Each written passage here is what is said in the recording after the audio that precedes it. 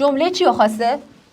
دیگه به درستی کامل میکنه. اول بریم جمله رو بخونیم. میگه در ماده زمینه بافت پیوندی سست، بافت پیوندی سست، بافت پیوندی ها رو یادته؟ بافت پیوندی سست داشتیم، متراکم داشتیم و چربی داشتیم. بعد اون شکله بودش که آخر فصل 1 بود. آخر فصل 1 3 تا شکل بود با هم دیگه اومده و مقایسش کرده بود. مثلا گفته بود بافت پیوندی سست میتونه رشته های کلاژن، رشته های کیسان داشته باشه، میتونه ماده زمینه‌ای داشته باشه، میتونه یه سری یاخته داشته باشه که حالت زوائد مانند دارن، بعد هسته‌ای کشیده داره، یه رگ خونی هم داشت که رگ خونی جزء این بافت سست حساب نمیشد.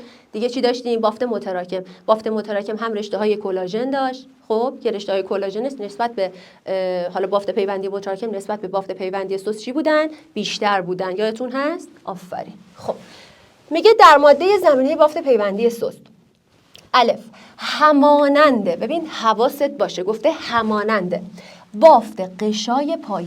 وای وای وای وای، بافت قشای پایه مگه داریم؟ مگه میشه؟ قشای پایه بافته؟ بابا آخه مسلمون چیه که گفتی؟ بافت مگه ما نمیگیم قشای پایه شبکه‌ای از رشته‌های پروتئینی و گلیکوپروتئینیه؟ پس بافته اینجا چیکار داره میکنه؟ داره اینو اشتباهش میکنه، لفظ غلطی رو داره میاره. پس این گزینه اول چیه؟ غلط. ب میگه همانند ماده مخاطی، بافت پیوندی سست همانند ماده مخاطی دروش مولکول گلیکوپروتئینی یافت میشه. ماده مخاطی رو من کجا دیدم؟ من ماده مخاطی رو فصل 2 زمانی که داره گوارش در دهان رو بررسی میکنه دیدم. خب چی بود؟ میگفتش که موسین میاد چیکار میکنه؟ موسین خودش گلیکوپروتئین خیلی زیاد داره، میاد آب فراوون جذب میکنه و اون رو به ماده مخاطی تبدیل میکنه. پس ماده مخاطی میتونه دروش مولکول گلیکوپروتئینی داشته باشه. درسته؟ میگه هماننده این میتونه دروش مولکول گلیکوپروتئینی داشته باشه و این کاملا درسته. بافت پیوندی سست برخلافه، ببین لفظ برخلافه آورده، ماده زمینه بافت پیوندی متراکم رشته های کلاژن یافت میشن.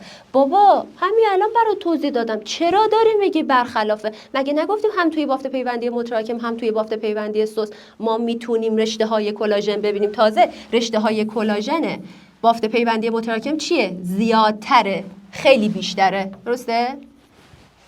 پس این برخلاف چیه؟ اینجا بچه ها اشتباهه، باید میگفت همانند.